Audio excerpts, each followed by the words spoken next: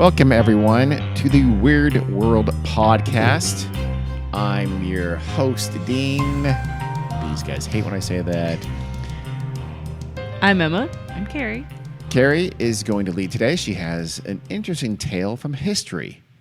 I love history. But an intriguing, somewhat weird part of history. I would hope Certainly something that I think folks will be surprised on in terms of the timeline. Okay. Don't you think? Sure. Okay. Well, we're going to start at the turn of the century. Which century? Yeah, Carrie. The 20th. We thought it was the century. 15th. Oh, I'm sorry. Yeah, I should have said the turn of the 20th century. From the 19th to the 20th. Correct. Okay. American people, this is going to be very American-centric. Oh, God. I hate America. So ethnocentric, Carrie. Well, Americans were captivated by the romance and pseudo-scientific ideas about Native Americans. Oh. They Were thought, they? now that we've wiped them out, let's feel good about them for a short let's time. explore their culture. Well, their ideas of their culture. Yeah. So, because of this, you know, not we, I wasn't alive, were kind of fascinated by them. And so they ended up kind of forcing them into the entertainment industry in the United States. Between 1880 and 1930, there were over 25,000 Native Americans who were basically, quote unquote, uncivilized savages Oh my God. in show business in both the United States and Europe. How many? 25,000. Wow. We had traveling shows, circuses, and even like at World's Fairs, they would have like human zoos. Oh, Yeah, we're going to save that for another episode. humans. We got to do that. It's a horrific part of our not too far long ago Not history. long ago at all. Well, they would like dress them up in like their traditional costumes or what they thought was what Indians would have looked like. Yeah. And they're basically put on display, and they would make like fake sets that was supposed to like look like a native village Oh. or something, and they would require them to perform or act like scientific subjects of live studies of racial differences. Oh my God. Yeah. Trust me, you wore a loincloth and a feather in your hat, and we never, what? Shut the hell up. Here's your $5 for the week. But again, that's a whole nother podcast topic. Yes. But this is what's going on, and this is, I mean, what the attitudes toward Native Americans was at the time. So our story is going to start in 1911 in California. But critically is that by the end of the end of the 19th century, there virtually were no more Native Americans who really lived in their original way of living. Virtually, Yeah. I mean, that's For the the key. most They had part, been yes. completely either wiped out, sent to reservations, Or killed. or that was the wiped out part. Yep. My very next sentence. Yeah. Oh, sorry about that. And I'll probably say Indians and Native Americans. I wish you wouldn't. Just because at the time, but Native Americans. I mean, they Indigenous peoples. they were called Indian. Yeah. If she says Indians, she means the Cleveland Indians, who are no longer the Cleveland Indians even. So Good. So essentially, 1911, California. By this time, Native Americans have been forced either to relocate to reservations or assimilate into society in some form or another. Most people had only seen a Native American in a Wild West show or some kind of, circus sideshow or something. And like I said before, they were almost always shown as noble savages. And also, at the turn of the 20th century, a new field of study was emerging, anthropology, or something called salvage anthropology. salvage Salvage? anthropology. Yep. Salvage anthropologists, their purpose was to salvage and record the ancient ways of the first Americans. Ah, okay. And in Berkeley, there was a new anthropology department, and its very first professor was named Alfred Kroeber. At University of California, Berkeley. is Oh, what you yes, meant. sorry, Okay. University of California, Berkeley. And their anthropology department was established to ensure the documentation of California Indian languages and cultures. Dr. Kroeber to do this was seeking a quote unquote uncontaminated Indian to study. So early, What does that even mean? It means had no exposure to Western Yeah. civilization, I guess, or Yep, basically an Indian, plucked out of the yeah. And again, by this Wilderness. time, those just virtually didn't really Yeah. exist. yeah. I mean, this is now the early 20th century. Yeah. So this is not that long ago. I know. Well, so early in the morning of August 28th, 1911, outside of a slaughterhouse near Oroville, California, which is Northern California, dogs were barking. So the butchers go out there to see what the dogs are barking at, and they see a man crouching near a fence. So that, they go over to look at him, see what he's doing there, and they see he's naked and, kind of hovering there, shivering. And so they kind of toss a apron at him to Put cover that on, himself. for God's sake. And then they call the sheriffs. They don't know what to do with him. So the sheriffs come over. They approach the man with their guns drawn, thinking he might be some dangerous madman or something. Obviously unarmed. Nothing ever changes. Yeah. And the man didn't resist or anything, let them handcuff him and take him wherever they were going to take him. So when they bring him inside to the sheriff, he looks like a Native American. He's very skinny, very scared, exhausted. His hair had been singed very close to his scalp. And he didn't speak any English and couldn't understand, they could tell he couldn't understand anything they were saying. So they took him to the jail and they put him in a cell just so they could figure out what else to do with him. By later on that morning, townspeople were starting to arrive because the Oh word my gets God. around. The sheriff's caught some. I mean, Well, they I were mean, assuming he was an Indian, so that would be pretty amazing. Yeah, it'd be a big deal. Hadn't met any quote unquote wild Native Americans Right. in California that people were in contact with in a very long time, decades, I imagine. But apparently, it seems like the sheriffs would just let the people in to wander yeah. by the cell because it said they would come in and watch him eat beans and donuts. But so they figured Donuts. there was a lot of interest, so they kind of felt like they needed to protect him too. Yeah. So the sheriff called the Bureau of Indian Affairs, probably to say, what do I do? What do we do with this guy? And they invited people to come in to try to talk to him, see if they could figure out what language he understood. So there must have been Native Americans living, assimilated into their community somehow, because they brought in some Native Americans, some Mexicans, and Chinese, I guess, just in case. Let's cover our in bases. case. We don't know exactly what he's going to speak.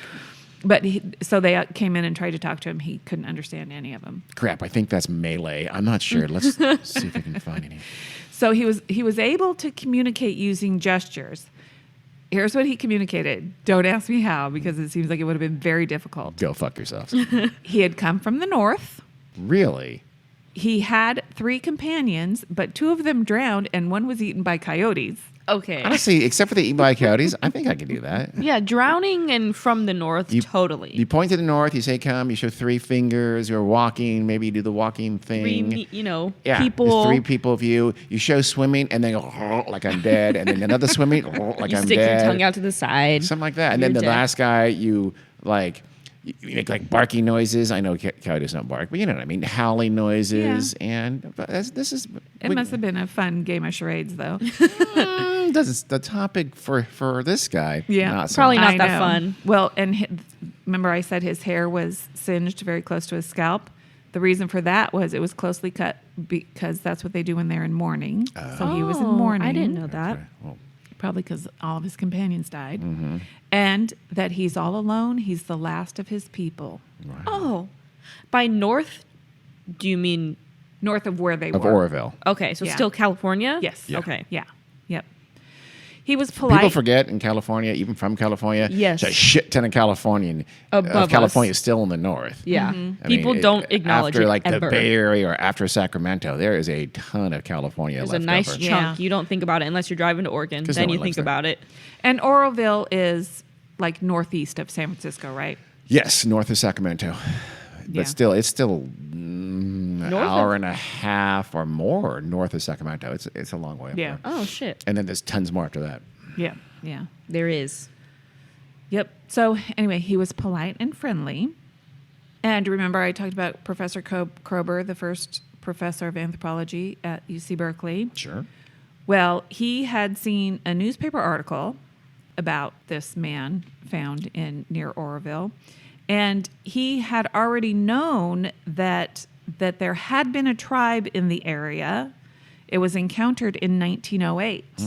A surveying party came across 4 natives, and the natives kind of escaped and hid while the surveying party was there. But of course, because they would, the surveying party took tools and artifacts from their camp, Oh my god. but they didn't Pay them. That's encounter. called stealing? Well, of course, Surveyors? Okay. but they didn't encounter the Native Americans again, so they just left. The So- 4 Native Americans walked into a liquor store. I've never seen these bottles and shit. Just take some of this stuff. Why Yeah. not? Yeah. So anyway, Kroeber knew that there had been, some tribe in the area, so he thought maybe this individual was part of them. So he sent a telegram to the sheriff wanting to confirm the story that he read in the newspaper that they had this individual. And they did. So he sent one of his colleagues, anthropologist T.T. Waterman, to go and see who this Native American was. The TT? Tiny Tim. Little known fact. I know. I don't know what his name was. It's Tiny It Tim. just said TT. TT. I'm pretty sure it's Tiny Tim, but go ahead. So in 1910, T.T. Waterman had led an expedition to that area where the surveying party had seen the tribe in 1908 to try to find them. Couldn't find them, but he did find incontrovertible evidence of their existence in a wild state. So he knew that they had existed. So Waterman gets there. Poop, by the way, was that incontrovertible evidence, I believe. Poop. It was I poop. don't think so. But so when Waterman got there, he read a list of words in various tribal languages to the Native American, probably still in the jail. He didn't understand any of them until finally Waterman said a word which means yellow pine, and that was like the wood that he of the bench that he was sitting on. Sewini was the word, and it's a Yana word. So he kind of understood it. So they thought, yay! So Is that what they said, Yeah. Carrie? Yay! He knows Yano. Yana. Yana. Yeah, no. So they sent for a Yana person. So they found a man named Sam Botwe who was living in Redding. We know that. Asked him to come down and try to translate for the man in the jail. They tried. Their communication was strained and difficult, but Sam was able to figure out that the man was from the Yahi tribe. And it turned out that Kroeber was searching for the Yahi, that was the southernmost tribe of the Yana Indians, ever since he had found out about the surveying party coming across them.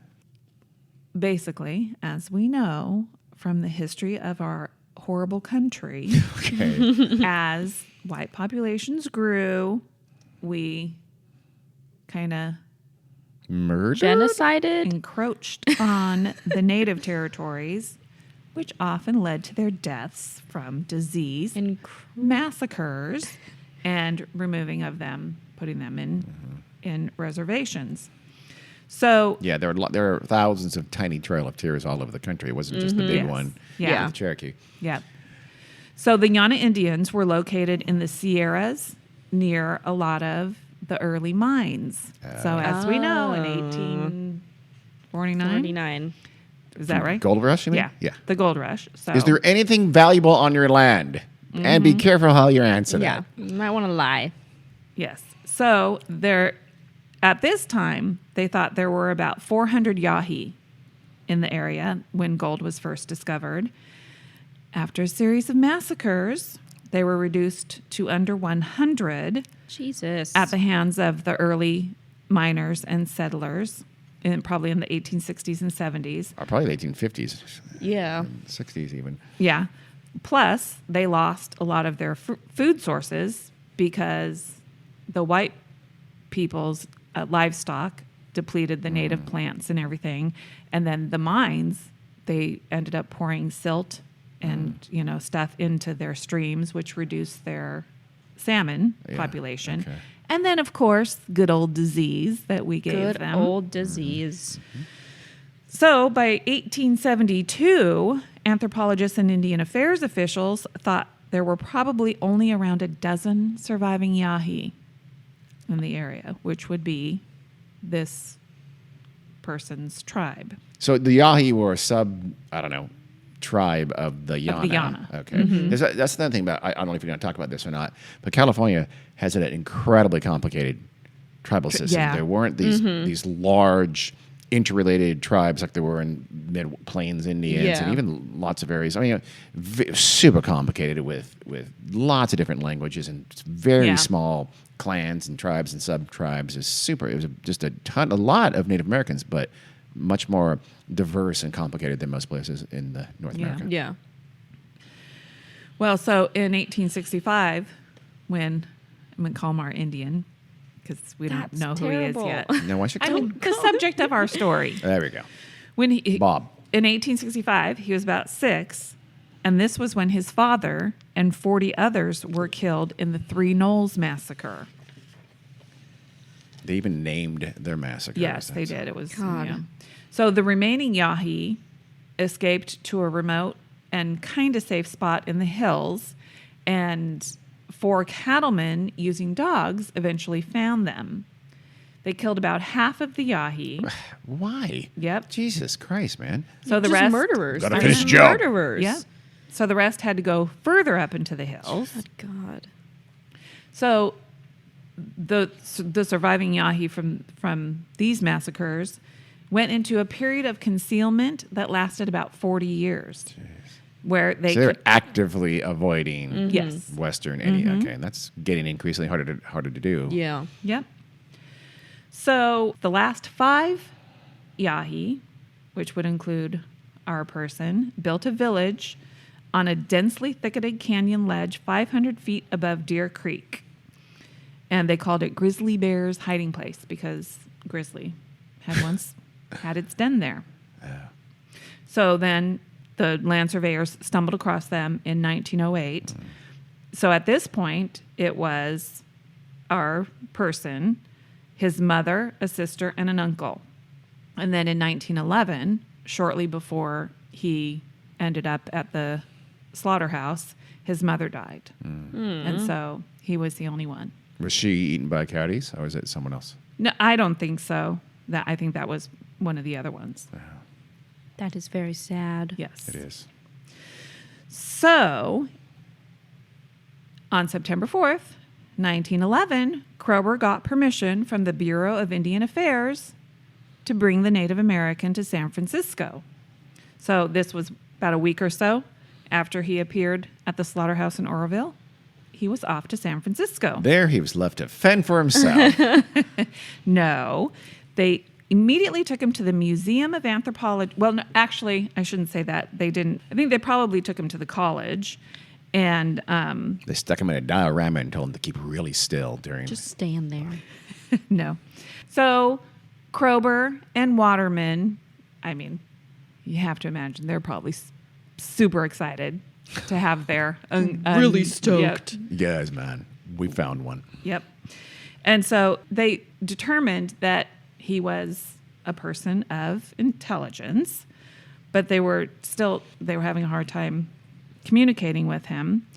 But they didn't think he would be able to survive in the city without their protection. Like you said, they couldn't just turn him loose. Okay. They figured he was probably had the abilities of like a 6-year-old child. Okay, what does that even mean? Yeah. How do you even gauge that? A little offended by that? I have no idea. That doesn't make Super that makes offensive. no sense. He Yeah. clearly has been surviving out in the wild, actively being hunted. In the city of San Francisco. well, in the city, that's the doesn't matter. weirdest translation I've heard in my Yeah. life. What metric is this? Yeah, I know. Let's put your ass in the Arabian desert. You're a 3-year-old. Exactly. Yeah. Just say he obviously wasn't equipped to survive in an urban area. Yeah, but he's still No better one than from- the rest yeah, of them. Yeah. Yeah. We're both pretty offended by that statement, Karen. Okay. Well, it's not my statement. It's Yeah, theirs. But you still read it. Yeah, you did. I feel okay. I feel like when he said, and they were super excited to have him, you were excited too about it, Carrie. So He wore a suit But he always had bare feet. Good.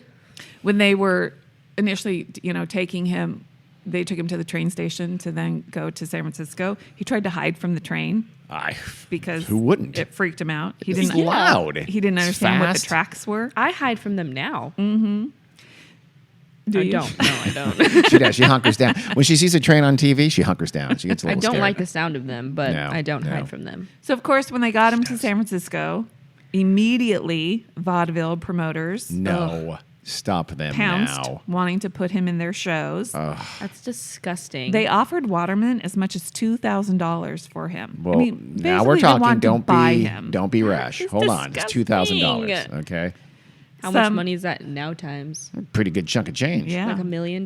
Tim Waterman can use that kind of money. His name was actually I looked it up. Timothy Tim. It's weird. He had two Timothy Tim.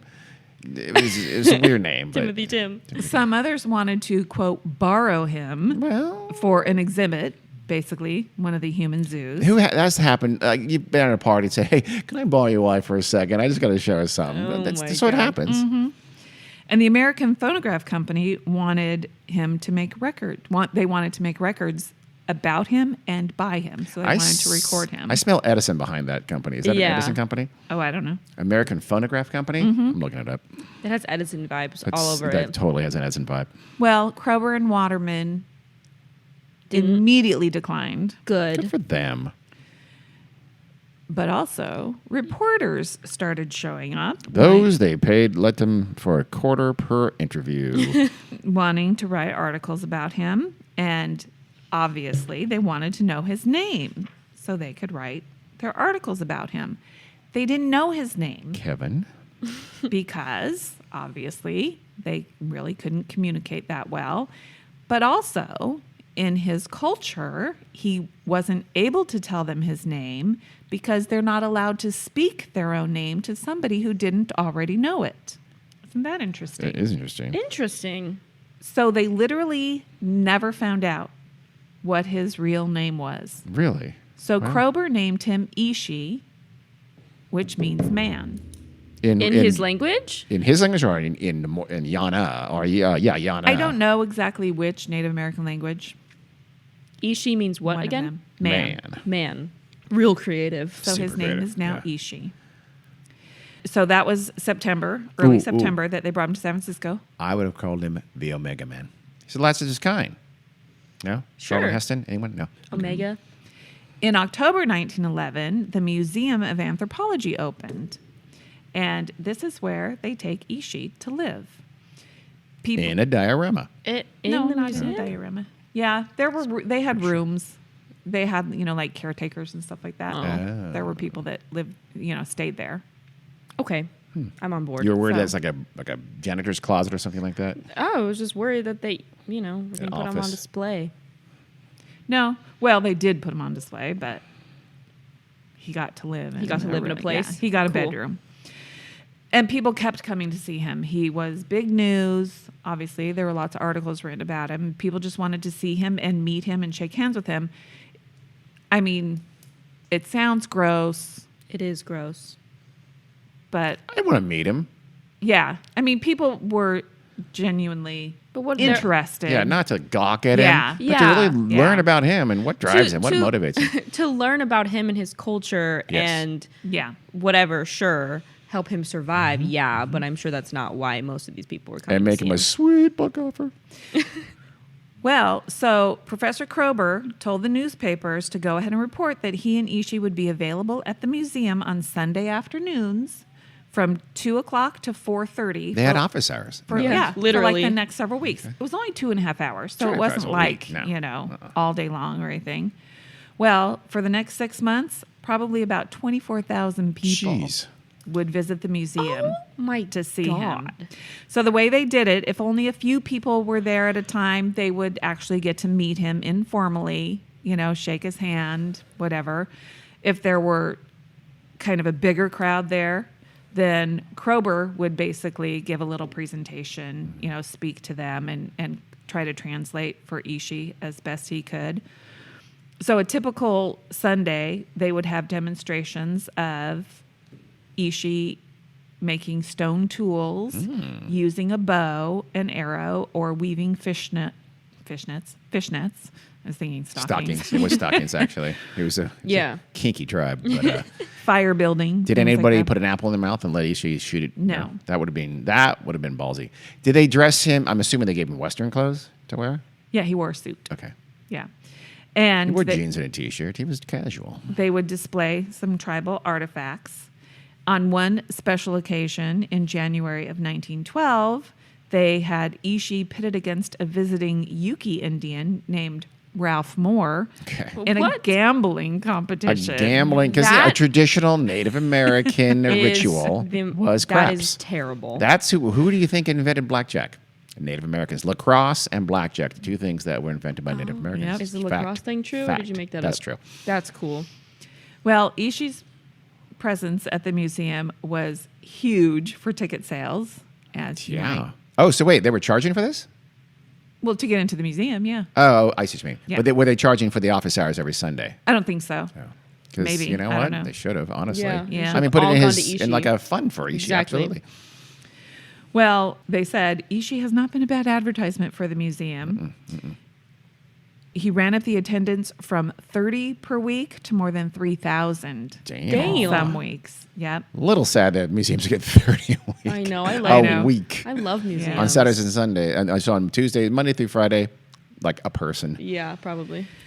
Well, so clearly he was kind of being exploited by the museum. A little bit. Yeah, But he wasn't a captive. He could Well, come and go, what kind of. choice. I mean, he had his It's, hours. it's literally but- like going to an alien world. Yeah. Y- Pretty much. literally, yeah. Would you say, you know what? I'm going to strike out on my own. I'm going to see how I Yeah. can do it here in your strange world of tubes That I don't and understand lights at all, and yeah. Well, language I can't understand. He did go out and explore San Francisco, but he was most interested in parks and open spaces. Sure. And he frequently visited a cave on Mount Sutro, which was above the museum. Do you know where Mount Sutro is? San Francisco. I've no never idea. heard where of it. I've Yeah. no idea where it is, actually. He liked going to Golden. Wait, the museum was in Berkeley or San Francisco? I forgot. San Francisco. San Francisco. San Francisco. Okay. Okay. Got it. But it was run by. It must have been. I don't know, to be honest with you. I thought it was San Francisco. That's what I gathered from. Yeah. That's what I from what you said. Yeah. Yeah. But it's run by the university, I think. Berkeley? Yeah. Okay. Oh, Yeah. He enjoyed the bison enclosure at the Golden Gate Park. He learned how to ride the streetcar. Wait, there was a bison enclosure at Golden Gate Park? Yeah. huh? Isn't there a zoo in the Golden Gate Park? Or wasn't there? I don't know. Well, there must have been if there was a bison enclosure. Maybe they just had some. Yes, bison. Mount Sutro is in San Francisco. It's a still reserve in San Francisco, which is Yeah. amazing since that is an incredibly densely shocking. populated, Yeah. fairly small city. Yeah. Love Well, San Francisco. He would frequently visit a cave there. And like I said, he learned how to use the streetcar and he learned the ferry system. Nice. And he put on 40 pounds Damn. over the time he was there He got a because little- he decided he liked donuts. And Donuts. ice cream sodas. Oh, well, so they were Well, thinking, that's I hope he got health food. as much as he possibly wanted. And you know Yes. what? He learned No how donuts. he learned how to communicate. He learned how to go to the grocery store. He By himself? Was he Yeah. running around town? uh-huh. Okay. Yep. Did he learn English? Yeah. Did he learn it? Okay. Okay. Somewhat. Fluently or just sort of No. passable? No. Okay. That's tough. Yeah. Yeah. Very tough. He did linguistic and ethnographic work with Waterman and Kroeber. He was very friendly and would wave to anyone who spoke to him. That's sweet. At the time, all Native Americans were wards of the government. How fucked up is that? God, wards Word. of the government. Yep. Yeah. I mean, As that's, you know from episode in Oklahoma, where they stole the oil from the Osage Indians, Yeah. a big part of that was them being that was enabled by them being wards of the government Yeah. and couldn't take care of I- themselves, even though they were rich. Yeah. Who was Thomas Jefferson? Is that the guy? Andrew Jackson. Yeah, I hate Yeah. him. I want to kill Andrew Jackson. Everybody hates Andrew Jackson. I want to go He's back in time very- and kill him Okay. violently for what he That's- did. Well, actually, a few months after I hate Thomas Ishi's Jefferson, arrival too. at the museum, a member of the government, probably the Bureau of Indian Affairs, came and told Ishi if he wanted to, he was free to go back to Deer Creek, which is weird. Why would they let him just go live on his own. I guess they didn't care Not by let that him. point. It's his choice. He's a though. grown- I mean, yeah, he's a he grown ass can- man. But he's a ward of the government.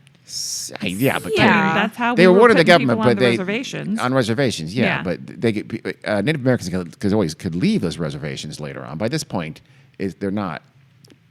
There had been loosened up. I think. Yeah, I don't know. A little bit. They didn't have to stay on the reservation. There are plenty of Native Americans Yeah. living in cities and things like that. Mm-hmm. That's true. Yeah, because they told him he could go back to Deer Creek if he wanted to, but obviously he'd be all by himself, so Yeah, no. he would. Or go to a reservation to be so he With could live with other other Native tribes, Americans. okay.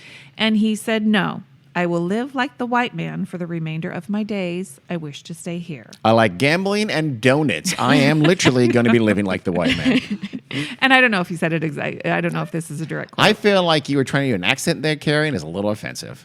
Really? Did Definitely she didn't carries detect Native American it. accent right No. there? Yeah, no. It was I will like- grow old in this house, and Yeah. it is here I will stay. She's still doing it. This is, That's what I'm saying. I'm not sure this is a direct quote. and the museum's going. There's a little thing about rent, bro. Yeah, you can live for free. Yeah, the whole 300 a week that's gone down to 60, so you're not that big a deal anymore. Was he always a draw for his entire? I mean, how long did that last? His being a big draw where people were coming out and the museum attendance was goosed up. Well, I don't know. It said that the 24,000 was for like the next 6 months. Okay. So we'll find out exactly how long he's there and everything. Well, so I told you there were rooms for him at the museum. They actually had rooms set up for visiting Indians, interestingly enough. And it was in one of these rooms where they just let Ishi Oh, live. He would just give him one of the rooms.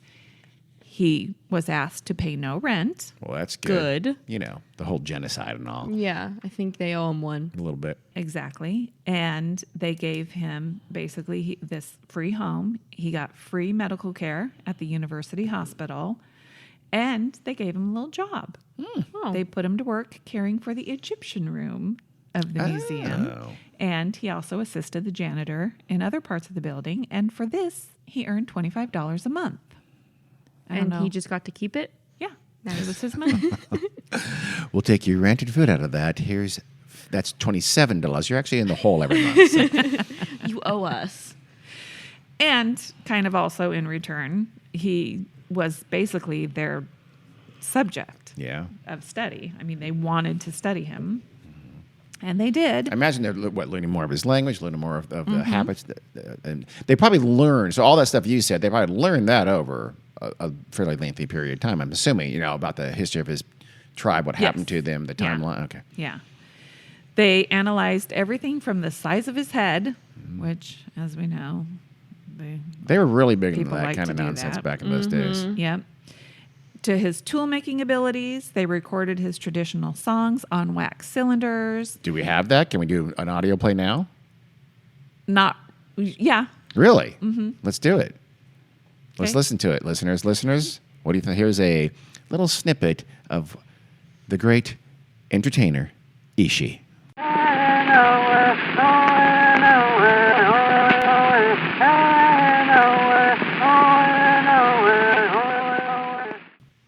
So that was Ishi singing a song. What do you think? Well, two things, Carrie. One, amazing that we have sound recording from over a century ago. And Yep. two, he sounds a hell of a lot better than Jennifer Simpson. Agree? Haha. You mean Ashley Simpson. Same. All right, back to the show. We do know a little bit about Ishi's views on things. He thought running water and toilets were good and clever, because they are. Agree. A solid invention. He thought doorknobs, safety pins, and typewriters were hilarious. Interesting. Doorknobs? Okay, if you think about it, If you think about it, that's if the hilarious. norm is a flap Yeah. Yeah. on a tent, then doorknob's kind of weird. Yeah. But typewriters, yeah, you know what? They're pretty inefficient. They're I can very see that. silly. I don't know why safety pins are hilarious. Safety but- pins, agree to disagree, Ishi. I think safety pins are a wonderful invention. Telephones were amusing, but less interesting than penny whistles and kaleidoscopes. Kaleidoscopes are super interesting. They are pretty cool. He If thought he had an Etch-a-Sketch back then, oh my God, would have shit himself. he thought office buildings and airplanes were less impressive than mountains and hawks. Hugely agree with that. Yeah. I agree. 100%. Slinkies were more impressive than both, though. So Mountains are way more interesting. Yep. And the white man's most important inventions were matches and glue. Matches and glue. Very Resourceful. matches. I mean, think about it. Yeah. Matches. Can you imagine? Can you imagine starting a fire without matches? I would die. I'd be a goner. Yeah. Yep. And he thought they were better than gas and electricity. He's got a point. Because you think about it, from his perspective, From his perspective, yeah, they're sort of He's- one step up, not 10 steps up. But Yeah. gas and electricity are pretty. He's thinking about like sustainability, the Yeah. environment. Oh, I see what you mean. Yeah, sure. Yep. Yeah. So one day, a doctor at the local medical school named Saxton Pope saw Great. Let's stop and appreciate Dope that name for a ass second, Carrie. name. Saxton Pope. I'm writing that I'm down. naming my firstborn son That is tremendous. Saxton. Okay. I'm going to remind you of that. Saxton Pope. Saxton. That's phenomenal. Saxton. Uh-huh. Nice. That's great. That's Well, great. he saw Ishi making a bow, Who is he again? a doctor at the local medical school. Okay. He saw Ishi making a bow and was absolutely fascinated. He wanted to learn the technique and the folklore of archery from someone who had lived by Oh, I them. thought he was wrapping a present. And I thought so he was I misunderstood. I'm sorry. He's just such a So dork. he was doing bow and arrow. Yes. Got it. So soon, Saxton Pope and Ishi Ishi was teaching him. They were Oh. practicing together. They would spend hours. Saxton Pope patented that bow and made Millions. And gave Ishi nothing. Nothing. They were soon like, Besties. yeah. Total? And Total kind bestie of Friends for life? came up with their own Partied kind in of Vegas? pigeon language so that they could communicate. Ishi has a friend that makes He's me got a happy. BFF. He's got a bestie. And They had a crazy weekend in Vegas too. By the way. and I We don't think, talk about it. like you said, Saxton Pope patented stuff. I don't think he did that, but I think he Wait. did write books. I Oh, think he okay. did write about it. Okay. With that no- name, yeah, you got to get that on the cover. of a You book. have to tell people about stuff if your name is Give Saxton. me 300 blank pages by Saxton Pope. I'd probably buy that book. If my name was Saxton Pope, I would never shut up. You guys are weird. That's Ladies and gentlemen, Saxton Pope. I'm going to that concert. I don't even know what he does. People had way cooler names back then. People names They now are did. boring. They really did. They T.T. really Waterman. Yes. T.T. Waterman was a great name. Timothy Tim. Well, anyway, they were genuine friends. Good. Obviously. So by 1914, Ishi had a vocabulary of 500 to 600 English words. Not bad. That's probably similar to Two of which were safety pin. Yeah. He could speak English way better than any of the museum staff could speak his language. Yeah. Shit, yeah. He greeted people with hello or how to do, How to do. and he would never say goodbye. Instead, he'd say, Ciao. "You stay, I go." You stay, I go. Hey, you know what? That's We've had a really good talk. sweet. I'm done here. You stay. You stay. I'm gonna out. leave. I'm gonna dip. He never learned to read, but he could recognize the letters and numbers to to help him identify streetcars and stuff like that. Okay. When can we try "You Stay, I Go" in real life? I'm going to try that. When I'm just Kids want to do that all the extricate yourself time. from a conversation. You know what? You stay, I go. go. It's a Native American. I actually have a thing. really, really good idea. How about you stay right here and I'm gonna leave. I'll leave. I'm gonna leave I'm this right place. now. You do not follow me though. You Don't stay. You call or stay. text either. No. In spring of 1914, he took Saxton Pope, Dr. Krober, and T.T. Waterman to his old ground. Wow. I mean, hear these wow. names? That's. I mean, what a group. foursome. Ishi, Krober, Saxton Pope, and Timothy TT. Tim Waterman, all hanging out, going partying on the town, Vegas. No, they went to the Mill Creek area. Oh, not And they got as fun. after it. Well, no. Oh. It Ishi's was like, gonna buy first round. You stay. I go I to the bar to get some vodka shots. there were a lot of painful memories for Ishi, Yeah. as one might imagine. That's where his family was from. Correct. And it's where they died.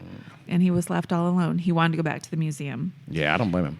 They had planned That makes me so sad. to make other trips back, but then the war broke out. The World Which War one? I? That would be World War I. Got Okay, it. 1914. We were there. Not for us though. We weren't fighting yet for quite some time. When Well, did we join? They 17. they were never able Really? to go. Right at the end. Pretty much. Damn. Yeah. We kind of did one of those things like, can I help you with the dishes when there's like 2 dishes left to wash? Yeah, Just those we things. like to do that. I'm good at that. At what point does this turn into a podcast about Bigfoot? Because this is Bigfoot country where he Never. lived. little disappointed. Little You disappointed. looked I'm not going to lie. disappointed. You also look shocked. Like, Well, I mean, come on. He must have. They'd ever ask him about Big? I mean, he must have seen. They probably were friends with Sasquatch. I'm assuming. think Bigfoot was very kind and helpful to indigenous tribes. Absolutely. I'm sure of it. I feel like they respected one another, but Bigfoot does not respect no. Western civilization Nope. as he should. Assholes I in agree. trucks, with gonna fuck with guns. him. Yeah. No, he's not going to. He does not like that. Yeah, Or she. whichever. Big as you Or might them. have imagined, Ishi did not have immunity to the white man's diseases. You know, I was thinking that when they're bringing people in every Sunday, I'm see 'em. thinking, okay, He gets is this a cold. great idea? Yeah. Yeah. So early on, he arrived there in early September 1911. In November 1911, he was hospitalized with a respiratory infection. They did test for TB and it was negative. Good. So about a year later, or a Did- little bit less than a year later, When he had gonorrhea, he had some explaining to do. But How did you get that? eventually. he got pneumonia. Oh, And then in September of 1912, he was hospitalized for a few days with abdominal pain. And donuts. Then, yeah, He had to poop real Yeah. bad.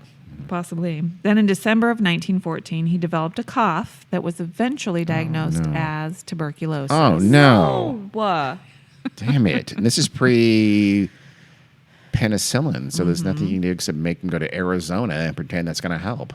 And they put a blanket around their shoulders and they wheel them around and they give them the airs and shit like that. They're still going to die. that makes me so sad. When was penicillin invented? Quickly. I'm going to say 30s, 20s, 30s, 30s, 40s? 40s, maybe 40s. Isn't it? Is it Maybe true it's 40s. from mold? They got it from It mold. was, Yeah. yeah. The Nice. penicillin. I mean, Solid. I don't think penicillin existed when my mother was a small child. Yeah, but that was 1847, so that's not. Your mother knew George Washington. Boy, did she. Well, if you know what I'm saying, and that's what I'm saying. Are you looking at when penicillin was Yes, I invented? am. Good. 1928. Up. I was face. wrong. At St. Mary's Hospital, London. Alexander Fleming. I knew that. I knew it was Fleming. Yeah. I knew 26. that. Well, what was invented after my mom was? A lot of stuff. Oh my God. The computer, the hovercraft. Something medical. Still a lot of stuff, Gary. Ton of AIDS. stuff. It's not really medical, I guess, but Ton of vaccines. yeah, a lot of vaccines, I know coronavirus. that. So many things, Gary. But so something many like when things. she had her tonsils out, she couldn't have it because it didn't exist yet. What would it be? Tylenol, Amoxicillin? Gary, ibuprofen, Oxycontin. a lot of Oxycontin. She wanted it, believe me, but she could not have it because it had not been Vaseline. invented yet. But I would be like Rush Limbaugh. Novocaine. It wasn't her tonsillectomy. It was Novocaine. for dental work and She was stuff. alive without Novocaine? Yes. Wow. That's she a really, sad oh my existence. God. Yep. She was alive when barbers were doing surgery. Novocaine. Can you, I could, oh God. So he got sick.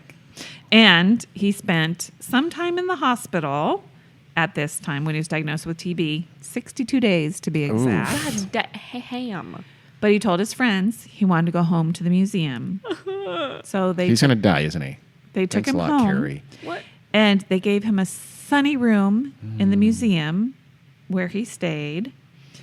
So this was December of 1914. So he rallied. He was so, people with TB don't die immediately. They Unless do they have stuff. the galloping TB, then you die in a couple months usually. He didn't Remember, have the as we galloping know from Yes. episode Yes. the He didn't have that kind, though. ghost, the witch. No wait, I have no fucking clue. the what you're vampire talking about. thing in Massachusetts where they Yeah. had TB and they thought they were vampires. I can't Yeah. remember. Because that's the hemorrhagic one, right? Yeah, that's where the brother I think had it and he died. It's And, bad. one of the family members had TB None. and it's like 3 months later they're dead. But Yeah. most of the time, yeah, you can live for years. Yes. Satine. Robert Louis Stevenson, the author, had TB for years and years and years. Yep. Satine had she died Satine, pretty quick. sure, a fictional character. Died, yeah. From Moulin Rouge, the Moulin Rouge, movie. Well, so like I said, they gave him a sunny room. They were friends. They took care of him. They they wanted him to be comfortable and have a nice life. That's nice. Saxton Pope, though, could not deal I with it. don't love names that end in TON, but Saxton is a cool one. Yeah, it is. It is. So he stayed there at his own request until sometime in March 1916. Then he got very sick, and they had to take him back to the hospital. for a little while, where he did die. Sorry to inform Thanks you. a lot, God Carrie. damn it. Thanks a He's lot, no Carrie. longer living. Why did you God tell me damn this you. story? We didn't know. We thought he could be really old. He died March 25th, 1916. That is devastating. What's the rest of this even going to be about? Bigfoot? Are we pivoting? I see a lot of notes. So is there some Bigfoot going on? No. He had $369.52. And that money was left in a Left secret savings to account his- and is now $1.4 million. Nice. But Wouldn't that he be has nice? no relatives and ancestors to give it to. Well, part of this was from his little salary, but he also made money by selling picture postcards of himself to museum goers. And gambling. No, I don't think He beat the made money shit out of that gambling. Modoc guy one year. But, he also spent money on things that he liked. He was terrified of the concept of a human autopsy and did not want one. He thought Why did they tell him about the concept of a human autopsy? Is he my probably question. learned about it. Okay. I don't know. Was that a museum? By the way, if you die, we're going to cut you up. Whoa, whoa, whoa. Hold on here. I don't You want that. stay, I go, because I'm not getting cut. Well, he did because he thought it would tear away the body from the spirit after death. So, Makes and sense. he knew he was ill. He knew he was probably going to die. So they probably had conversations Oh. about these things. Can we cut you up? Can we have your liver? And he said no. So before he died, he requested that his body be burned to liberate his soul. So he explained to his friends at the museum his culture and what they do after death. What if he was And- murdered? Would they've had to have had an autopsy then? A suspicious death? I don't know. I don't know either. Was he So- murdered? Krober, Is this going to be a mysterious murder episode? no, because he died of TB. Did he carry? I mean, Did he? one Did he? could say he was murdered because, Oh, no, it's a different Yeah. thing. Than He So was anyway. murdered by the white man. yes. But he's also saved by the white man. 'Cause No. as you recall, he was basically starving. Yeah, the white He man was killed his fucking family. Severely Yeah, emaciated. yeah, okay. No, if the white man didn't fuck with his family, he would have lived True. happily True in that. his tribe and not gotten TB. We're not a big fan of Carrie's pro-imperialism attitude here in this episode.